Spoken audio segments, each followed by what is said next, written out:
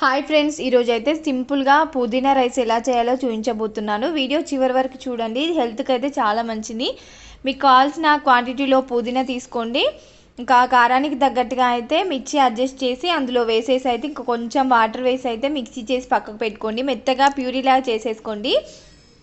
తర్వాత బాండీ పెట్టుకొని అయితే నేను ఆల్ స్పైసెస్ అయితే వేసుకున్నానండి. దాని తర్వాత మీకు కావాల్సిన వెజిటేబుల్స్ అయితే ఏవి ఉంటే అవి వేసేసుకోవచ్చండి. ఇంకా అన్ని రకాలుగా వెజిటేబుల్స్ వేసేసుకొని అవి చక్కగా ఫ్రై అయిపోయిన తర్వాతనైతే నేను ముందుగా ప్యూరీ చేసుకున్న ఈ ప్యూరీ అయితే వేసేసుకుంటున్నానండి. పుదీనా ప్యూరీ వేసేసుకొని అందులోనే కొంచెం పసుపు అనేది యాడ్ చేసుకుంటున్నాను.